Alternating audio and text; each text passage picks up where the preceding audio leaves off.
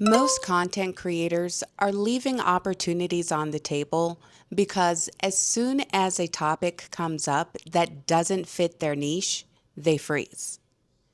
Well, if YouTube says, hey, this is what advertisers are looking at now, and a content creator says, well, that doesn't fit my niche, so I'm not going to create any content on it. Well, that's a big mistake because you're leaving opportunities on the table. And as a content creator, sometimes it's not your job to say that doesn't fit my niche, but it's your job to figure out a way to bridge the gap. So today, I'm going to take something that totally doesn't fit my niche, Nordstrom Rack. And I am going to turn Nordstrom Rack into content that is about YouTube growth.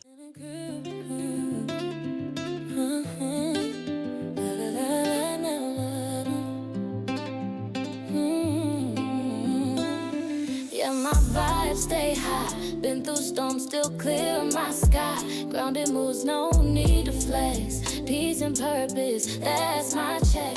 Keep it low key. So right now, YouTube is highlighting Nordstrom Rack because it is annual sale season. And a couple of weeks ago, everything on YouTube was all about soccer and FIFA. And I kept dropping subtle hints to you guys to post about soccer. And then last week, even before YouTube posted it in YouTube Studio Dashboard, I knew that everything was going to be about America's 250 and sporting the good old red, white, and blue and showing YouTube what you were going to be doing in order to celebrate 4th of July. And all of my community posts encouraged for you guys to show up and show out in your red, white, and blue. Post about soccer. And well, now it's all about Nordstrom Rack. And the reason why I want to have a conversation about this topic is because inside of YouTube Studio, there's always going to be another topic. Advertisers are going to move in different ways during different seasons. And that's just something that I know from my marketing background. Like for a pizza company, well, their big highlight, their Super Bowl, believe it or not, is Halloween. That is when they are selling more pizzas than any other season. And for the wireless business, well, we like to go after you guys during tax season, back to school, and the holiday times. And you'll notice that certain brands target you during certain times of the year.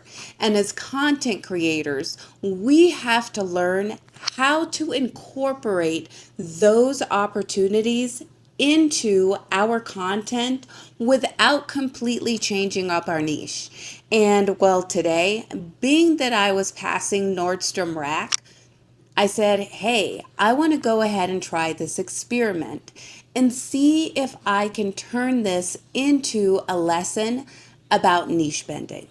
I had not been inside Nordstrom in years. Honestly, it may have been since before Cherry Creek Mall started charging for parking. If you know, you know. Nordstrom is not normally where I shop, which actually made this a better experiment.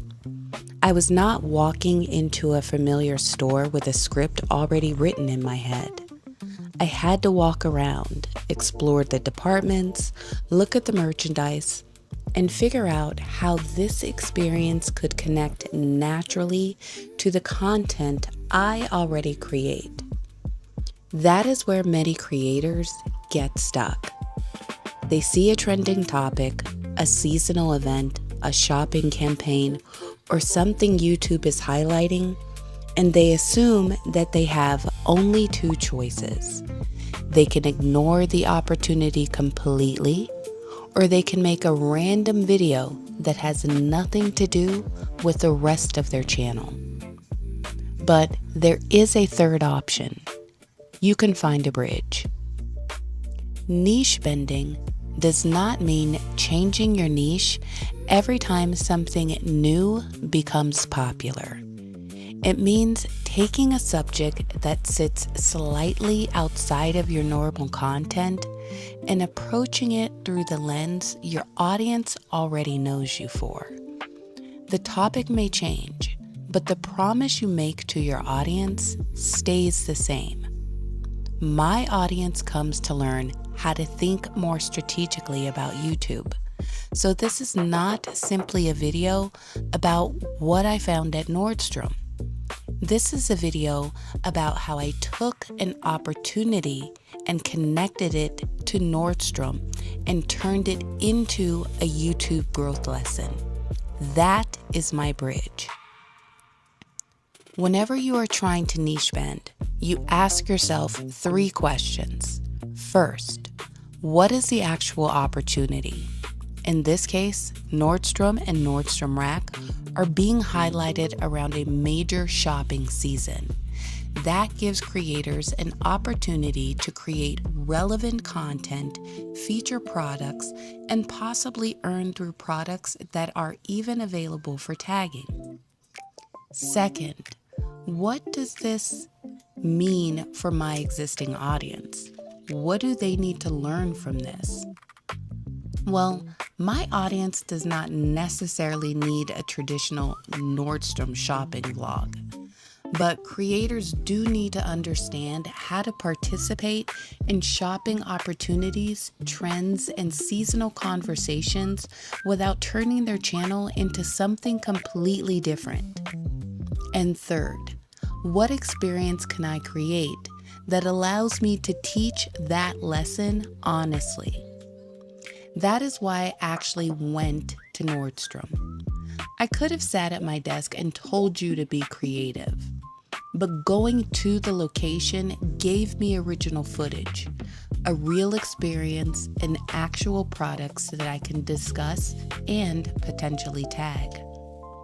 Sometimes niche bending starts with getting out of the house and giving yourself something real to create around. And yes, while I was there, I found a couple of cute pieces. That does not suddenly make this a fashion channel. It gives me something tangible to use while I teach the lesson.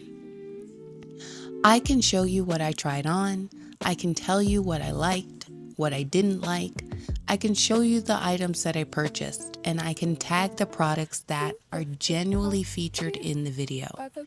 This is different from adding a collection of random product tags to a video just because a retailer is trending. The product still needs to belong to the content. This is the formula.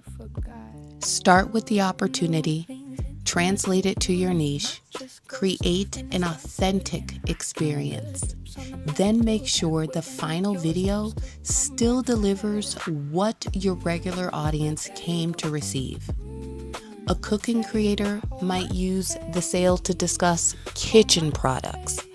A beauty creator might explore anniversary sale beauty sets. A budgeting channel could compare regular prices with sale prices. And a lifestyle creator could create a shopping or styling video. And a YouTube growth creator can use the entire experience to teach niche bending, YouTube shopping, and content strategy. That same retailer can become 5 completely different videos because each creator is bringing a different audience promise to the subject. The takeaway is that you do not always have to reject an opportunity because it falls slightly outside of the center of your niche. You just need a strong enough bridge to bring the subject back home. And if you cannot explain that bridge clearly, the content may be too far outside of your niche. But when you can connect the opportunity to a real problem your audience has, teach something useful and create the content authentically, that is not abandoning your niche. That is expanding it strategically. Now, I want to hear from you. What brand, topic, event, or opportunity did you pass up because you couldn't figure out how to tie it back to your niche? Leave it in the comments below because I want to help you find that bridge. Because when you know better, you do better. My name is Tiff. This is My Take. Be blessed, have a blessed day, and most importantly, do what you can to bless someone else's day. Steady, heart pure gold. Real life, real talk, that's a take. Whole crew life.